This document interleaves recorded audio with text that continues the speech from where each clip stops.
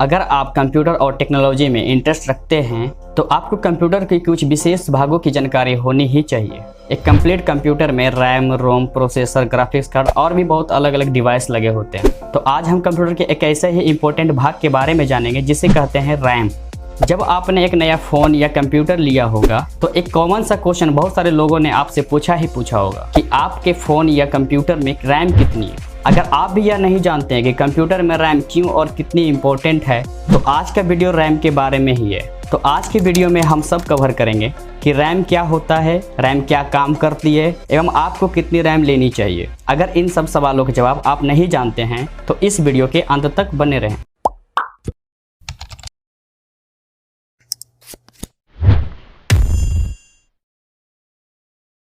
तो चलिए इस वीडियो को शुरू करते हुए सबसे पहले हम जानेंगे कि रैम क्या है। रैम को रैंडम एक्सेस मेमोरी कहा जाता है। इसके फुल फॉर्म से कुछ खास पता नहीं चलता कि रैम है क्या। पहले मैं आपको यह बता दूं कि कंप्यूटर में अलग अलग पर्पस से बहुत सारे मेमोरी का यूज़ किया जाता है, जैसे hard disk, SSD, pen drive, memory card और भी ऐसे बहुत कुछ होते हैं। इन्हीं सब में से एक रैम भी है। कंप्यूटर की मेमोरी को दो भागों में बांटा जाता है, प्राइमरी और सेकेंडरी। प्राइमरी मेमोरी कंप्यूटर की मेन मेमोरी कहलाती है, जिसमें रैम और रोम आते हैं। अर्थात हम रैम को कंप्यूटर की मेन मेमोरी भी कह सकते हैं। रैम एक हार्डवेयर होता है जो कि सिलिकॉन से बना है। रैम कंप्यूटर में उपस्थित बाकी मेमोरी जैसे hard disk, SSD, pen drive, memory card इन सब से कहीं ज़्यादा तेज होती है। रैम बाकी की मेमोरी से ज़्यादा महंगी भी आती है। अर्थात शॉर्ट में समझा जाए तो रैम एक प्रकार की मेमोरी ही है।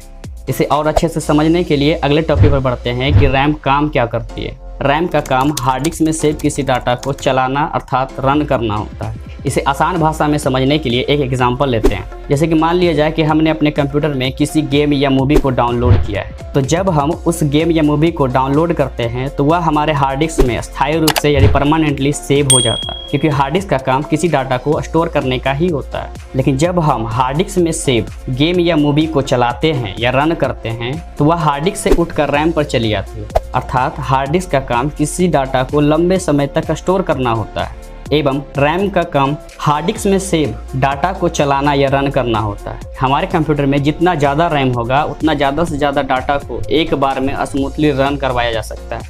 अक्सर आपने यह नोटिस किया होगा कि किसी फ़ोन या कंप्यूटर में रैम कम है और आपने एक साथ में ढेर सारी डाटा को चला रखा, तो इस अवस्था में फ़ोन या कंप्यूटर हैंग होने लगता है। इसकी वजह यही होती है कि रैम हमारे पास कम होती है और प्रोग्राम उससे ज़्यादा रन कर देते हैं। उदाहरण के लिए मान लेते हैं कि कोई एक गेम है जिसको चलाने के लिए मिनिमम 8 GB रैम की रिक्वायरमेंट एवं आपके फ़ोन में केवल 3 या 4 GB रैम ही है। और इस सिचुएशन में जब हम गेम को रन करेंगे तो गेम आपके रैम पर अच्छे से लोड नहीं हो पाता है, जिसके कारण आपका फ़ोन स्लो या हैंग होने लगता है। सेम कंडीशन आपके कंप्यूटर पर भी अप्लाई होती है। जब आप कोई प्रोग्राम को रन करते हैं तो वह रैम पर आ जाती है एवं रैम की क्षमता से ज़्यादा प्रोग्राम रन करने पर आपका कंप्यूटर हैंग होता है। तो चलिए जान लेते हैं कि मोबाइल या कंप्यूटर को अच्छे से चलाने के लिए मिनिमम कितनी रैम होनी चाहिए। ऐसे तो आपको कितनी रैम की आवश्यकता है या इस बात पर निर्भर करती है कि आप किस प्रकार का काम करते हैं या आप एक ही बार में कितने काम करते हैं। आप जितना ज़्यादा हार्ड काम कीजिएगा उतनी ही ज़्यादा आपको रैम की आवश्यकता होगी।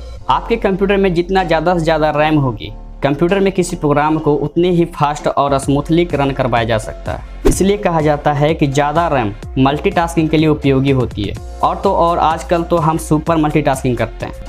इतना सारा काम एक साथ करने के लिए आपके कंप्यूटर को ज़्यादा से ज़्यादा रैम की आवश्यकता होगी, जिसके लिए आपके फ़ोन में मिनिमम 6 GB और कंप्यूटर में मिनिमम 8 GB की रैम होनी ही होनी चाहिए, ताकि हमारा डिवाइस किसी प्रोग्राम को इजीली रन कर सके। आशा करता हूँ कि आपको इस वीडियो के माध्यम से संबंधित संपूर्ण जानकारी आपको प्राप्त हुई होगी। इसी प्रकार से और भी टेक्नोलॉजी से संबंधित जानकारी को पाने के लिए हमारे चैनल को अवश्य सब्सक्राइब करें।